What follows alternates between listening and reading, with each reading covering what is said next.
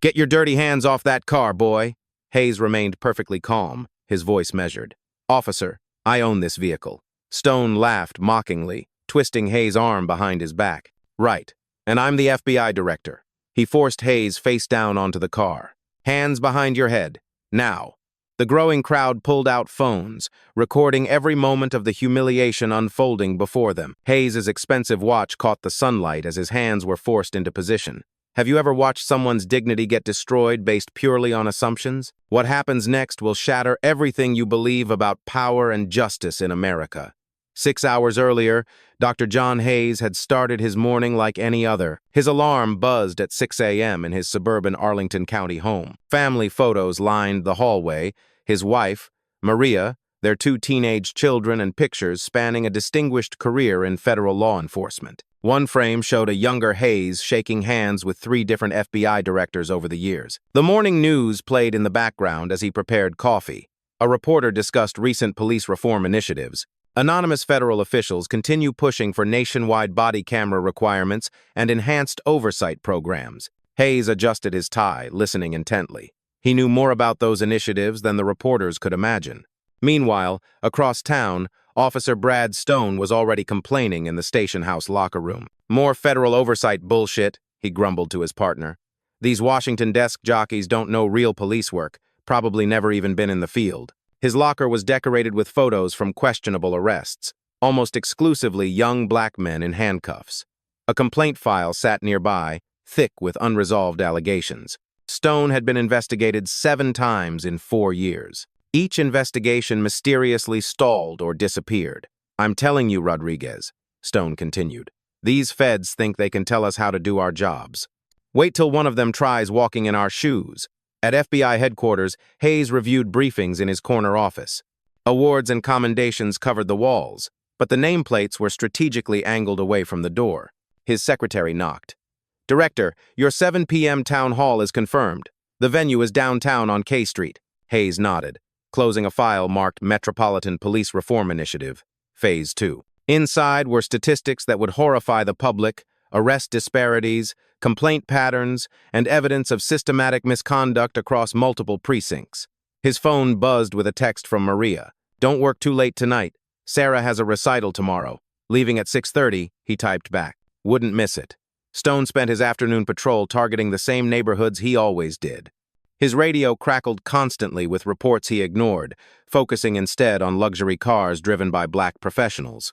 In 3 hours, he pulled over 4 vehicles. All drivers were black. All were released without tickets, but not before being subjected to extended searches and hostile questioning. His dashboard camera captured everything, but Stone knew the footage rarely got reviewed. Internal Affairs was overwhelmed, understaffed, and largely ineffective. He felt invincible. At 4:45 p.m., dispatch announced, "All units, federal officials are conducting surprise inspections of body camera compliance. Ensure all equipment is functioning properly." Stone cursed under his breath. He'd been forgetting to activate his camera for months. Today, he reluctantly switched it on. Hayes left headquarters precisely at 6:30, driving his personal vehicle to avoid attention. The town hall was part of a listening tour he'd quietly organized. Tonight's topic? Building trust between federal law enforcement and local communities. He was scheduled to speak anonymously, identified only as senior federal official. The irony wasn't lost on him. For months, he'd been crafting policies to address exactly the kind of misconduct that plagued departments nationwide. His reforms required body cameras, mandatory reporting, and federal oversight of police internal affairs. Many officers resented the changes without knowing their architect was a black man who'd experienced discrimination firsthand throughout his career. Stone's radio buzzed. "Unit 47 reports of suspicious activity on K Street, luxury vehicle possible theft in progress." "I'll handle it," Stone responded eagerly. K Street was his favorite hunting ground, upscale area where successful black professionals stuck out like sore thumbs, at least in his mind. Hayes parked outside the Civic Center, checking his watch. 15 minutes early, as always. He straightened his tie, grabbed his briefcase, and stepped out of his sedan. From across the street, Stone's patrol car pulled up. The officer's eyes immediately locked onto Hayes. Expensive car, tailored suit, confident posture, everything that triggered his deepest prejudices and resentments. Stone had no idea he was about to confront the most powerful law enforcement official in the country. Hayes had no idea his theoretical reforms were about to become brutally personal. The stage was set. Two men, representing opposite sides of American justice, were about to collide in a confrontation that would change everything. Neither could have predicted what would happen when assumptions met reality on that Washington, D.C. street corner. "Get your dirty hands off that car, boy." Stone's voice carried across the street as he slammed his patrol car door and marched toward Hayes with theatrical aggression. Hayes turned slowly, his expression controlled, but alert. He'd been through this before, but never quite so publicly. "Good evening, officer. Is there a problem?" "Don't play dumb with me," Stone snarled, shoving Hayes hard against the sedan. The impact echoed off nearby buildings as pedestrians began to stop and stare. "Hands on the vehicle, now!" Hayes complied, placing his palms flat on the car's roof. "Officer, I believe there's been a misunderstanding. This is my vehicle." Stone laughed mockingly, beginning an aggressive pat-down that was more performance than procedure. "Your vehicle? Right. Let me guess. You're a doctor? A lawyer? Maybe a senator?" His voice dripped with sarcasm as he deliberately spoke loud enough for the growing crowd to hear every word. "I work for the federal government," Hayes replied calmly, his voice steady despite the humiliation. "Federal government?" Stone howled with laughter, roughly yanking Hayes's wallet from his jacket pocket. "What are you, a janitor at the post office? Don't try to impress me with your fancy words, boy." By now, a dozen people had gathered on the sidewalk. Cell phones emerged, recording the encounter from multiple angles. Hayes noticed the cameras and felt a mixture of relief and dread. Evidence was being created, but his dignity was being destroyed in real time.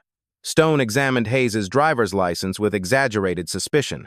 "Dr. John E. Hayes," he read aloud mockingly.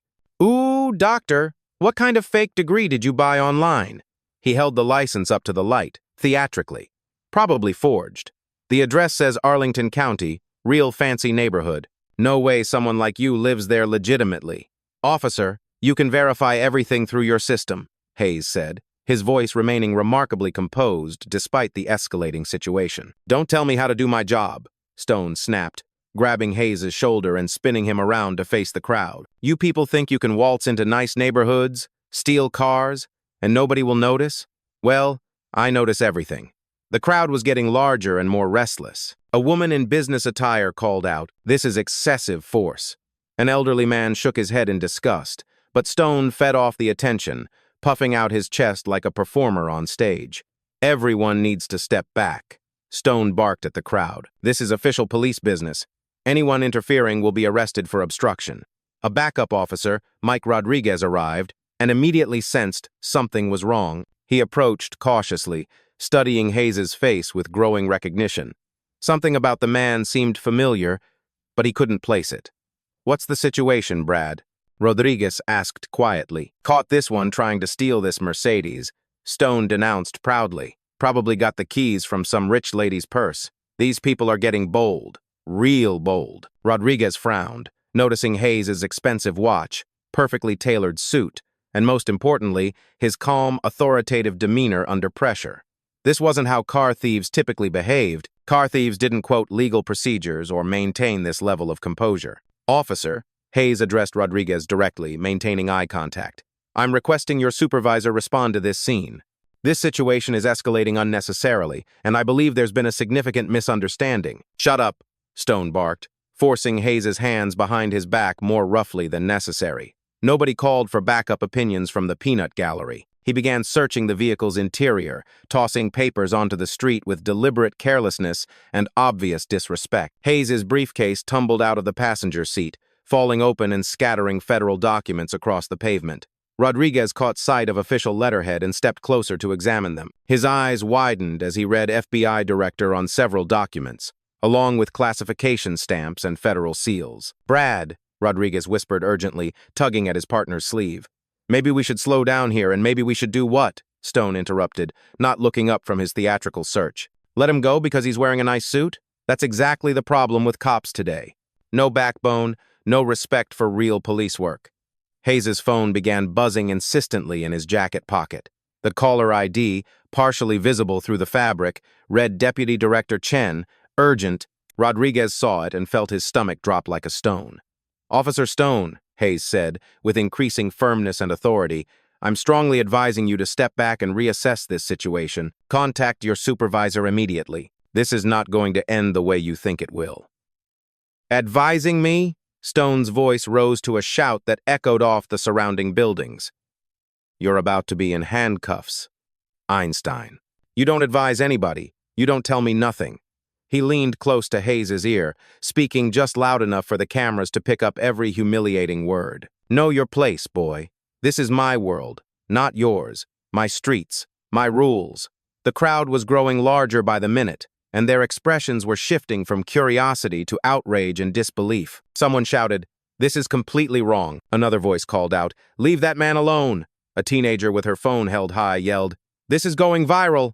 Officer!" Stone fed off the attention like fuel on a fire, becoming more theatrical and aggressive with each passing moment. Everyone stay back. This is official police business. He returned to searching the car, his movements becoming more destructive and disrespectful with each passing second. Then he found what he'd been looking for, or rather, what he'd brought with him. From his utility belt, Stone palmed a small plastic baggie containing white powder. With practiced movements honed over dozens of similar encounters, he slipped it under the driver's seat during his search. "Well, well, well," he announced triumphantly, his voice carrying across the entire street.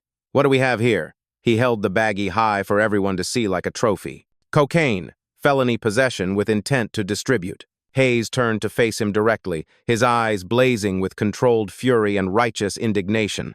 "Officer, that substance is not mine, and you know exactly where it came from." "Right," Stone smirked, waving the evidence like a flag. "They never is theirs.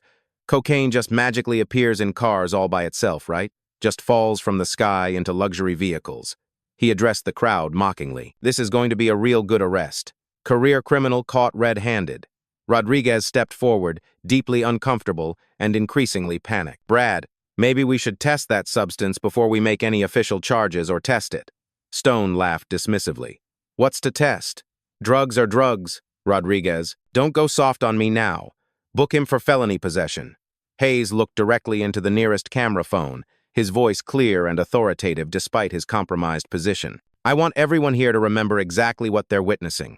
Document everything you see, record every word. Truth has a way of revealing itself, and when it does, there will be consequences." "Truth," Stone spat with obvious contempt. "The truth is, you're a drug dealer who thought his fancy car and expensive clothes would protect him from real police work. Well, guess what, Professor? Not in my precinct. Not on my watch."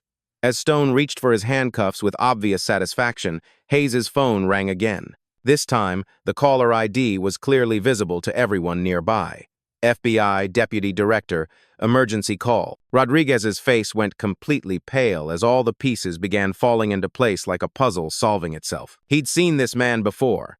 In federal briefings, on internal FBI communications, in official photographs with the Attorney General and other high-ranking officials. "Brad!" he whispered desperately, grabbing his partner's arm. "I think we need to stop right now, and we need to arrest this drug dealer and get him off my streets," Stone interrupted with complete confidence, utterly oblivious to the mounting evidence of his catastrophic mistake. "Game over, fancy boy. Welcome to the real world." But the real world was about to become something entirely different than what Officer Brad Stone had ever imagined possible. The handcuffs clicked shut around Hayes's wrists, with a metallic finality that seemed to echo through the stunned crowd. Stone practically strutted as he guided his prisoner toward the patrol car, savoring every moment of his perceived victory. "Watch your head," Stone said with mock politeness, shoving Hayes into the back seat harder than necessary.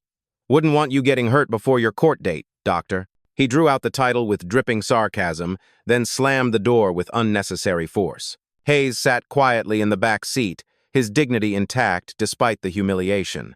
Through the window, he could see the crowd still recording, their faces a mixture of outrage and disbelief. He nodded slightly toward the cameras, a subtle acknowledgement that their documentation would prove crucial. Rodriguez climbed into the passenger seat, his hands shaking as he fastened his seatbelt. "Brad, I really think we should call the supervisor before we process this. Something doesn't feel right about what doesn't feel right," Stone interrupted, pulling away from the curb. "Is that you're questioning a textbook arrest, stolen vehicle, drug possession, resisting arrest. It's Christmas morning, Rodriguez." "He wasn't resisting arrest," Rodriguez said quietly. He was arguing with me. That's resisting in my book. In the back seat, Hayes remained silent, but his mind was working methodically through the situation. His phone had stopped buzzing, which meant his staff would be implementing emergency protocols within minutes. Deputy Director Chen would have already initiated a location trace when the first call went unanswered. At the station house, word was already spreading in whispers. Desk Sergeant Williams had seen Hayes during booking procedures and recognized him immediately from federal law enforcement conferences. His face had gone white, but he'd said nothing, uncertain of the proper protocol for such an unprecedented situation. "Martinez," Williams quietly called to another officer. "Make sure the holding cells are clean, and get me the watch commander's number. Now!" Stone strutted through the station house doors like a conquering hero, pulling Hayes along roughly by the arm. "Got ourselves a real prize tonight, boys. Car thief with a drug habit and a fancy vocabulary." Hayes maintained his composure as they processed him, providing information in clear, measured tones that further unsettled the desk staff. When asked for his occupation, he stated simply, "Federal law enforcement. Federal law enforcement." Stone mocked loudly enough for the entire booking area to hear. "Probably a security guard at the Social Security office. These people always inflate their job titles." During the fingerprinting process, Hayes requested his one phone call. Stone grinned maliciously. "Sure thing, doctor. Call your dealer and tell him to find a new corner to work." Hayes was escorted to the phone, his handcuffs temporarily removed. He dialed a number from memory and waited. When someone answered, his words were quiet, but precise. "This is Director Hayes. I'm currently in custody at Metro Police District 3. Implement Protocol 7 immediately." The desk sergeant overheard and nearly choked on his coffee. Protocol 7 was federal code for an emergency involving high-ranking law enforcement officials. Stone snatched the phone away. "Time's up. Hotshot. Back to your cell." Well, as Hayes was led to holding, other detainees looked up with surprise. The man in the expensive suit didn't belong here, and his calm, authoritative presence was unmistakable even in handcuffs. "What are you in for?" asked one detainee.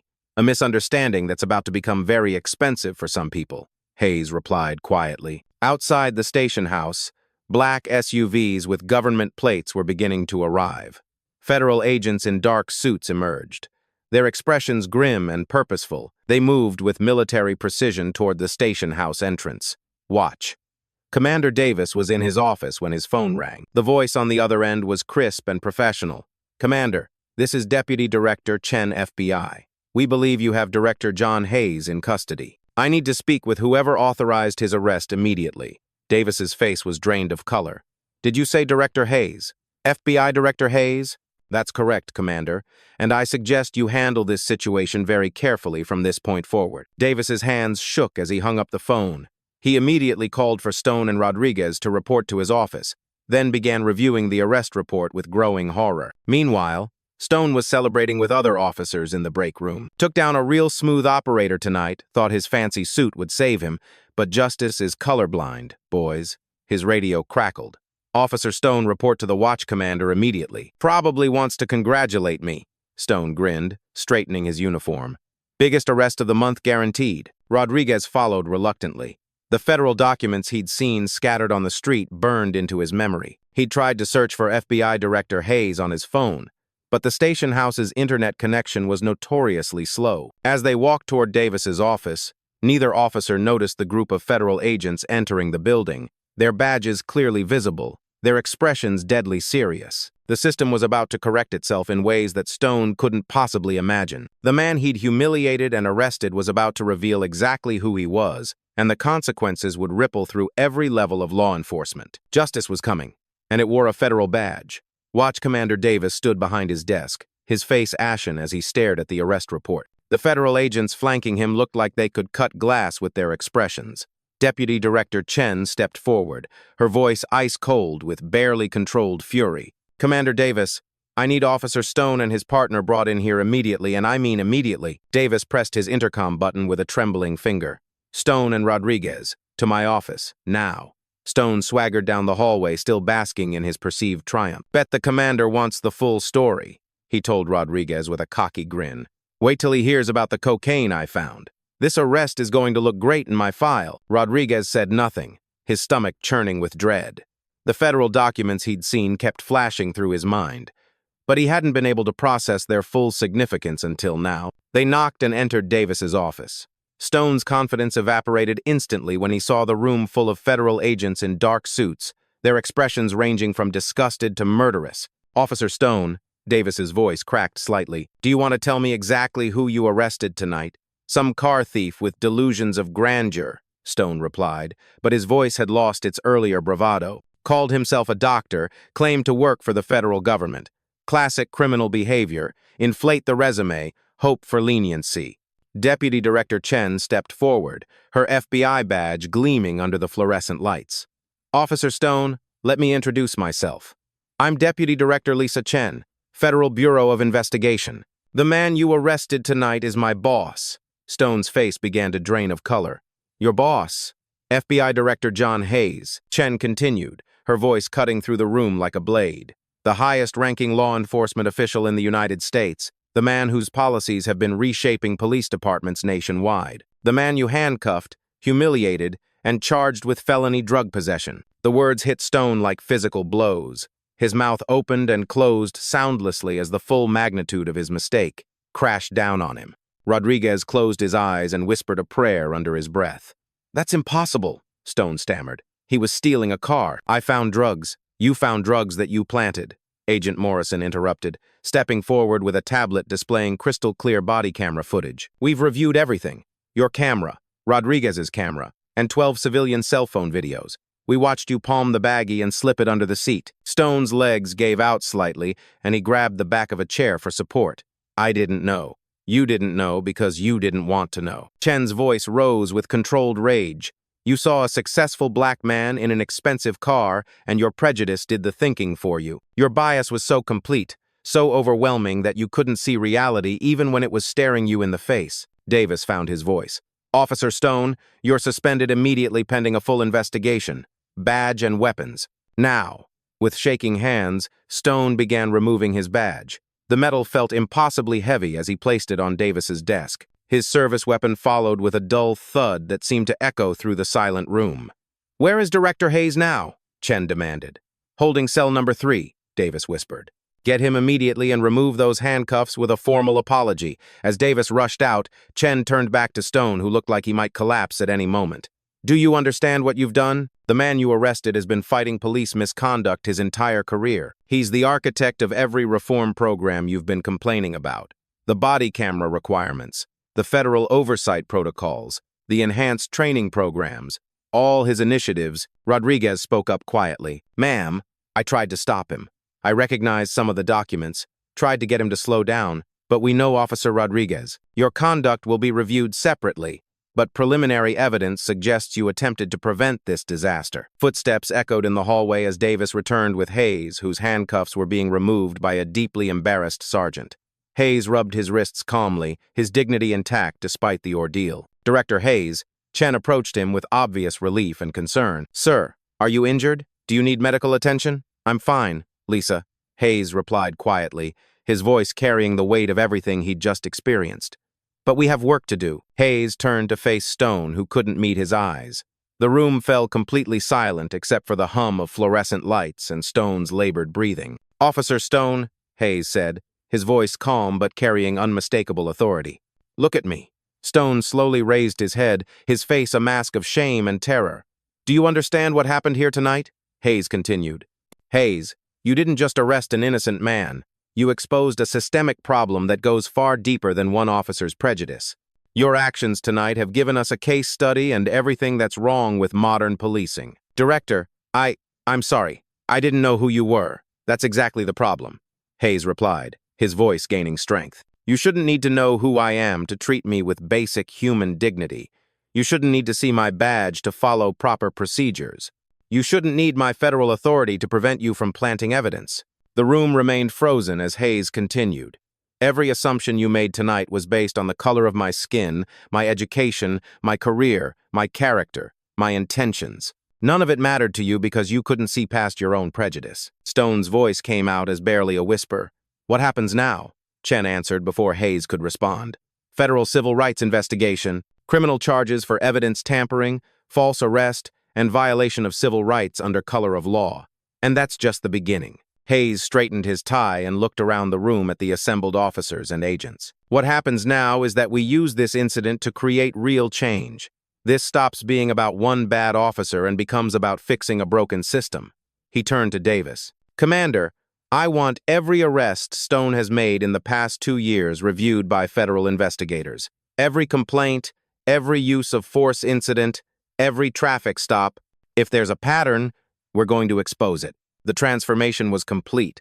The humiliated victim had revealed himself as the most powerful law enforcement official in the country. The hunter had become the hunted, and justice delayed but not denied was finally beginning to unfold. Officer Brad Stone's world had just collapsed entirely, and he was only beginning to understand the true cost of his prejudice and misconduct. The FBI field office buzzed with intense activity as Director Hayes established a comprehensive task force within hours of his release. Agent Morrison pulled up digital files on multiple monitors while forensics specialists examined the planted evidence under microscope. The scale of the investigation was unprecedented. A sitting FBI director had been the victim of police misconduct, creating a federal case with massive implications that would ripple through law enforcement nationwide. Director, we've completed the preliminary evidence analysis. Agent Rodriguez reported not to be confused with the police officer. The substance Stone planted was powdered sugar mixed with baking soda. Street value, approximately 50 cents. But the federal charges he'll face carry 25 years to life in federal prison. Hayes nodded grimly, reviewing body camera footage on his laptop. The video was damning. 12 different angles showing Stone's evidence planting, his racist language, and his complete disregard for proper procedure. Every frame told the story of systematic abuse of power. What about his arrest history? I want everything. That's where it gets deeply disturbing, sir, Morrison replied, pulling up database records that filled 3 large monitors. Stone has made 650 arrests in 4 years. 520 of them were black males between ages 18 and 55. That's an 80% rate in a district that's only 31% black population. The statistical improbability alone suggests targeting, Hayes concluded, his analytical mind processing the numbers.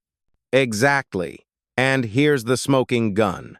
89% of his drug possession charges were later dismissed or reduced due to procedural issues, lack of evidence, or prosecutorial concerns about case integrity. Hayes felt his jaw tighten as the implications sank in, meaning the evidence was questionable or manufactured from the start. We've identified at least 47 cases with identical patterns. Expensive cars, professional-looking black men between 2,550, mysterious drug discoveries during routine traffic stops that somehow escalated to vehicle searches. The pattern is so consistent it's like he was following a playbook.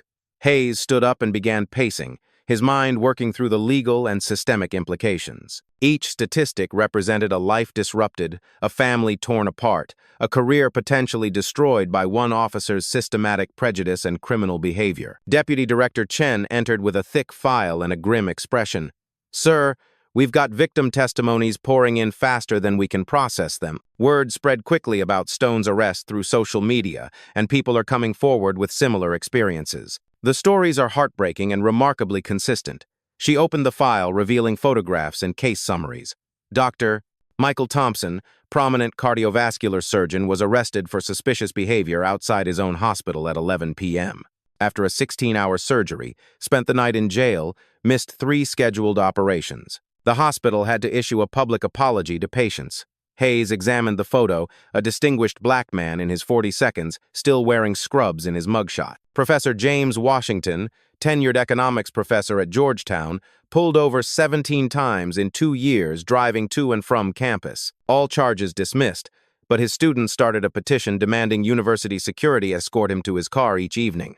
How many confirmed victims total? Documented and verified. 63 individuals, but we're expecting that number to triple as word spreads through community network. The NAACP is organizing victim outreach meetings, and local news stations are running stories encouraging people to come forward. Chen pulled out another section of the file. Attorney David Johnson, handcuffed in front of his twin 7-year-old daughters for matching a suspect description that was described as black male, average height, wearing clothing. The girls are still in therapy 8 months later. Hayes closed his eyes briefly, feeling the weight of systematic injustice.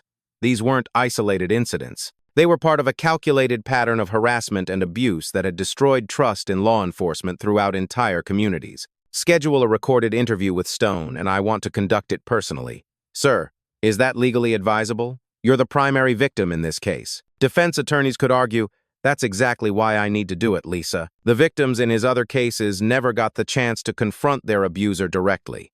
They never got to look him in the eye and demand answers. Someone needs to speak for them, and as the highest-ranking law enforcement official in this country, that responsibility falls to me. 3 days later, Hayes sat across from Stone in a sterile interview room at the federal building. The former officer looked like he'd aged 15 years, unshaven, hollow-eyed, his hands shaking uncontrollably as he signed waiver forms declining legal representation for the recorded interview. His uniform had been replaced with an orange jumpsuit, a visible symbol of his fall from authority to criminal defendant. State your full name and former occupation for the record, Hayes began, his voice professionally neutral but carrying unmistakable authority. Brad James Stone, former police officer, Metro Police District, 3. His voice was barely audible, broken. Mr. Stone, do you understand why you're here today? Because I arrested you without knowing who you were. Hayes leaned forward slightly, his eyes never leaving Stone's face. No, you're here because you systematically violated the civil rights of American citizens over a period of years. My federal position is completely irrelevant to these charges. You would have done the same thing to a janitor, a teacher, a student, or an unemployed person. Isn't that correct? Stone's silence stretched uncomfortably long, filled only by the hum of recording equipment and air conditioning. Let me rephrase the question more directly. How many innocent black men have you arrested under similar fabricated circumstances? I don't know what you mean by that. Hayes opened a thick folder methodically, the pages making soft rustling sounds in the quiet room. Marcus Williams, age 34, was arrested for drug possession outside his own law office at 7 p.m. after working late on a client case. Charges dropped when security footage showed no suspicious activity. Kevin Davis, age 28, arrested for car theft while loading groceries into his own vehicle in broad daylight. Vehicle registration confirmed his ownership. Charges dropped. Antonio Martinez, age 31, arrested for possession after being pulled over for erratic driving on a completely straight road with no traffic violations. Should I continue reading, Mr. Stone? Those were legitimate arrests based on what evidence? Hayes interrupted, his voice cutting through the air like steel. Based on what probable cause? Based on what reasonable suspicion beyond the color of their skin? Stone's composure began cracking visibly. Look, I made some mistakes, okay? But I was trying to do my job. Those neighborhoods have high crime rates, drug problems. The neighborhood where you arrested me has one of the lowest crime rates in the metropolitan district. Hayes interrupted, consulting his notes at 0.3 violent crimes per 1,000 residents. Try again. People like you coming into neighborhoods where they don't belong. Stone started, then stopped abruptly, realizing his mistake. People like me? Hayes leaned forward, his voice dangerously quiet. Please finish that sentence, Mr. Stone. I'm very interested in hearing your complete thoughts. The silence stretched for nearly a minute before Stone mumbled, I don't know what I meant by that. You meant black people. You saw my skin color and made every assumption that followed from that single observation. My education level, my criminal history, my right to drive an expensive car, my right to exist in that neighborhood, my right to be treated with basic human dignity, all determined by racial prejudice. Hayes pulled out crime scene photos showing the planted evidence, spreading them across the table methodically. Explain this baggie to me, Mr. Stone. I found it in your car during a routine search. Mr. Stone, we have 12 different camera angles showing you palm this substance from your utility belt and place it under my driver's seat during what you call a routine search. We have forensic evidence proving it's household baking soda mixed with powdered sugar. We have your fingerprints on the baggie, but absolutely no traces of the substance anywhere else in my vehicle. Do you want to reconsider your answer? Stone stared at the table, his shoulders slumping in defeat. How many other times, Mr. Stone? How many other innocent people did you frame with planted evidence? I never meant to hurt innocent people. That's not what I asked you. I asked for a number. How many? The question hung in the air like a sword of justice waiting to fall. Finally, Stone whispered, sometimes evidence gets overlooked during initial searches. Sometimes you find things on a second look that weren't visible the first time. That's still not answering my question. I asked how many innocent people you knowingly framed with planted evidence. Stone's voice became barely audible, each word extracted like a confession at gunpoint. Maybe a few times when I knew someone was guilty of something but couldn't prove it in court. I was trying to get drugs off the streets, trying to protect the community. Hayes felt a cold fury building in his chest, but his voice remained professionally controlled. You mean you appointed yourself judge and jury? You decided who was guilty based on your personal prejudices and then manufactured evidence to support predetermined conclusions. The interview continued for 3 more grueling hours. Hayes methodically walked through case after case, extracting admissions that painted a picture of systematic misconduct spanning 4 years and affecting dozens of families. Stone's defense crumbled under the weight of overwhelming evidence and Hayes's relentless methodical questioning that leveraged decades of investigative experience. When the interview finally concluded, Hayes stood and straightened his suit jacket with deliberate precision. "Mr. Stone, your actions didn't just harm individual victims. You systematically undermined public trust in law enforcement, corrupted the justice system at its foundation, and violated the oath you swore to uphold when you became a police officer. The federal government will prosecute you to the fullest extent of federal law." As Hayes reached the door, Stone called out desperately, his voice cracking with panic. "What if I cooperate fully? What if I help identify other cases, other officers who might be engaged in similar practices?" Hayes turned back slowly, his expression unchanged. Cooperation with ongoing federal investigations might influence sentencing recommendations from the prosecutor's office. But understand this clearly, Mr. Stone. Your cooperation doesn't erase the lives you've damaged, the families you've torn apart, or the institutional trust you've systematically destroyed. Justice delayed is still justice. It's just finally caught up with you. Outside the interview room, Chen was waiting with comprehensive updates and a team of federal prosecutors. "Sir, the investigation has expanded exponentially. We're now looking at 12 other officers with similar statistical patterns and complaint histories. Internal affairs files show systematic dismissal of citizen complaints, evidence irregularities, and arrest demographics that mirror Stone's criminal profile." What's the community response been? Mixed but overwhelmingly positive from affected communities. Victim advocacy groups are calling this a watershed moment in police accountability. Civil rights organizations are praising federal intervention as long overdue. Surprisingly, even some police unions are acknowledging the need for comprehensive reform after reviewing the video evidence. Hayes nodded grimly. "This investigation can't be solely about punishment, Lisa. It has to fundamentally be about prevention and systematic reform.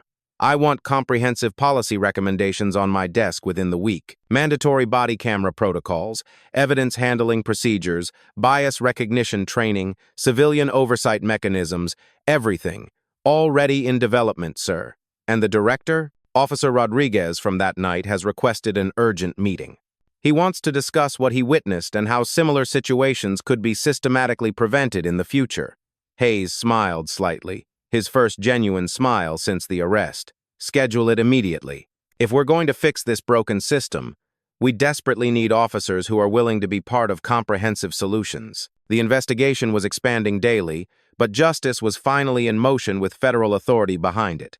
6 months later, the federal courthouse in Washington, D.C. was packed with victims, community leaders, and media representatives as Judge Patricia Williams prepared to deliver Stone's sentence. The former officer sat at the defendant's table, a broken man who had pleaded guilty to 15 federal felony charges, including civil rights violations, evidence tampering, conspiracy under color of law, and systematic deprivation of constitutional rights. "Mr. Stone," Judge Williams began, her voice carrying the weight of justice long delayed. "In 30 years on this bench, I have rarely seen such a comprehensive pattern of abuse of power and violation of public trust. Your actions represent everything that is wrong with policing in America today."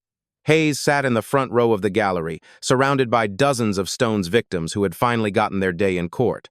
Dr. Michael Thompson, the surgeon who had missed critical operations, sat beside Professor James Washington, whose students had organized campus safety escorts.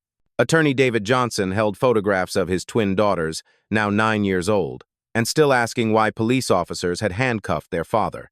"The evidence presented in this case," Judge Williams continued, "reveals a systematic campaign of racial profiling, evidence fabrication, and constitutional violations that affected at least 63 documented victims over a 4-year period.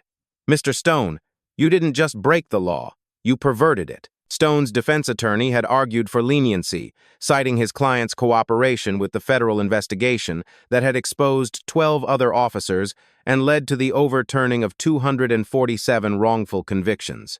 But the prosecution, led by federal attorneys working directly with Hayes's task force, had presented overwhelming evidence of systematic misconduct that demanded severe consequences. "Before I pronounce the sentence," Judge Williams said, "I want to address the broader implications of this case." When Director Hayes was arrested that evening, he could have used his federal authority to make this incident disappear quietly.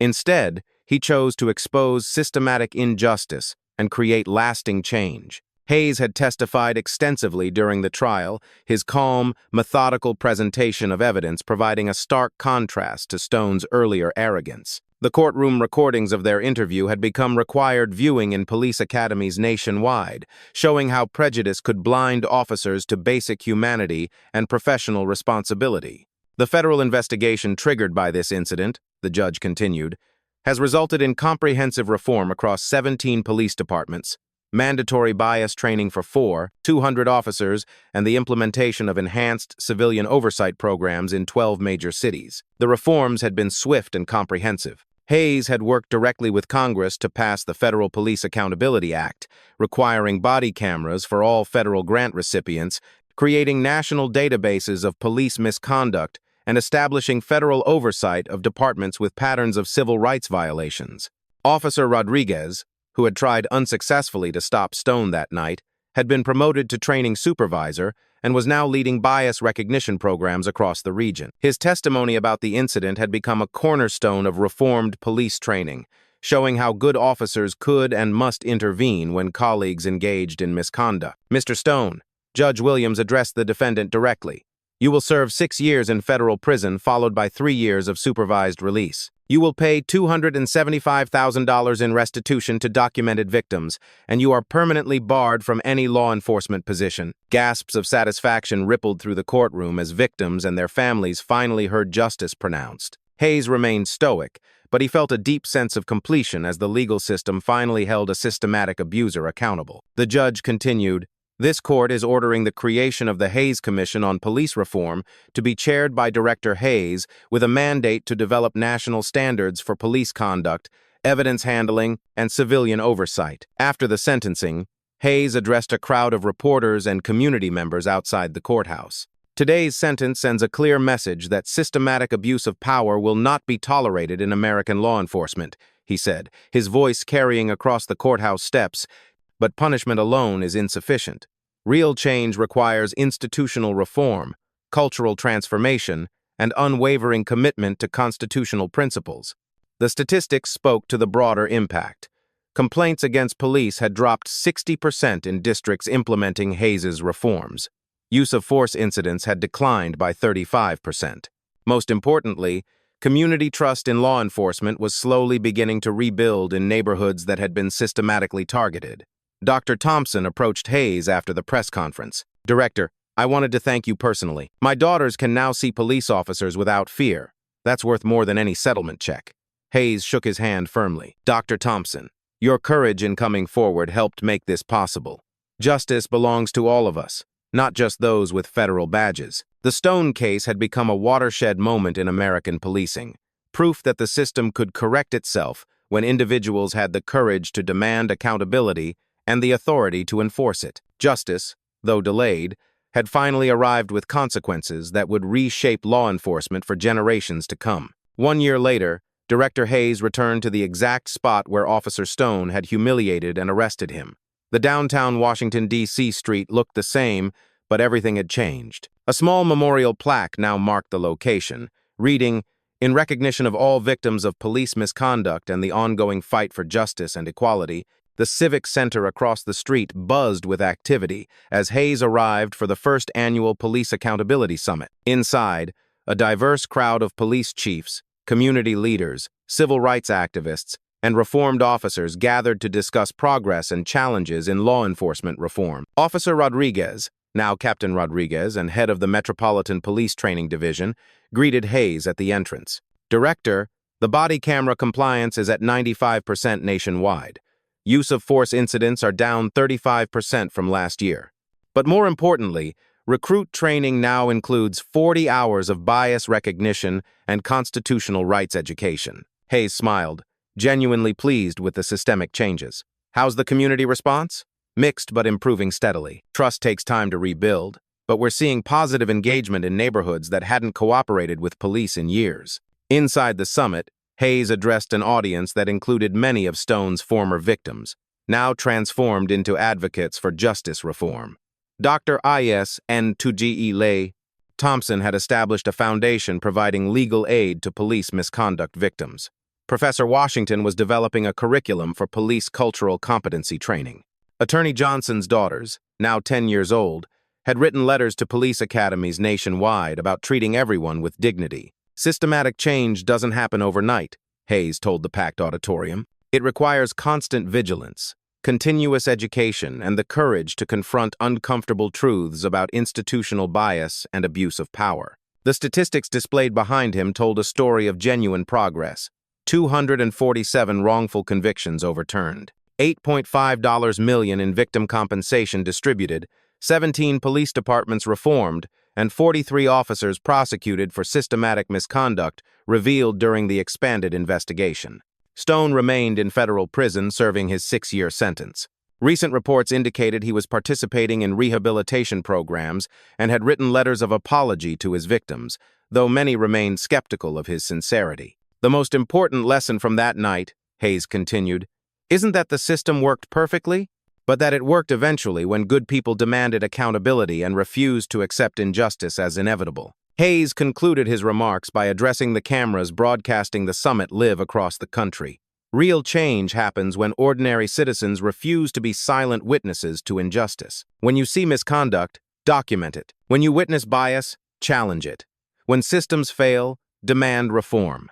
The audience stood in sustained applause as Hayes stepped down from the podium. Community leaders embraced federal agents. Reformed officers shared stories with civil rights activists, and victims found strength in collective action toward justice. Outside, Hayes paused at the memorial plaque one final time. A young black boy, maybe 8 years old, was reading the inscription with his mother. The boy looked up at Hayes and smiled without fear or suspicion, something that might not have been possible before the reforms took hold. As Hayes walked to his car, his phone buzzed with a text from his daughter, Sarah. "Saw your speech online, Dad. Proud of you for turning something terrible into something meaningful." That evening, Hayes sat in his home office drafting policy recommendations for the next phase of police reform. The work was far from over, but the foundation had been laid.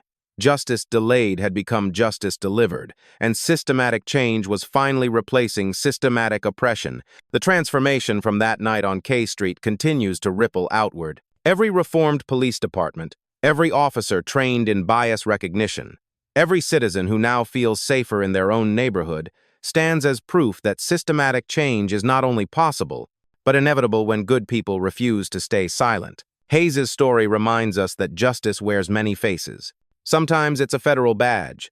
Sometimes it's a cell phone camera. Sometimes it's the courage of ordinary people who decide that enough is enough. The real power lies not in any single position or authority, but in our collective refusal to accept injustice as the price of doing business. Stone serves his time behind bars, but the real victory isn't his punishment. It's the 63 documented victims who finally got their voices heard. It's the thousands of officers now trained to see past skin color to shared humanity.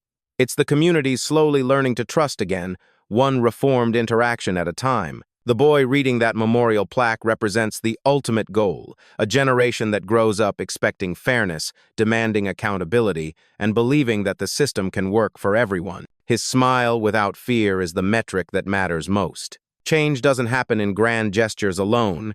It happens in quiet moments of courage, in documented evidence, in the choice to speak up when speaking up feels dangerous. It happens when we remember that democracy isn't a spectator sport. It requires active participation from all of us. Every person who witnesses injustice faces a choice: document it or ignore it, challenge it or enable it, demand better or accept the status quo. The cameras that recorded that night on K Street weren't held by professional journalists or federal agents. They were held by ordinary people who decided that someone's dignity mattered more than their own comfort. That's the real lesson. You don't need a federal badge to make a difference. You don't need a law degree to recognize injustice. You don't need special training to know when someone's rights are being violated. You just need the courage to act when action is required. The work continues.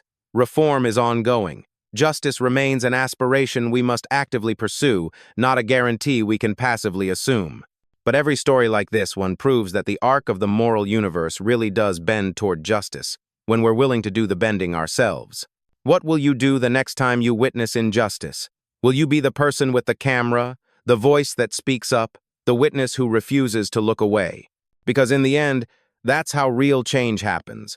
One person at a time, one choice at a time, one moment of courage at a time. The boy at the memorial plaque is counting on us to get this right. And we will.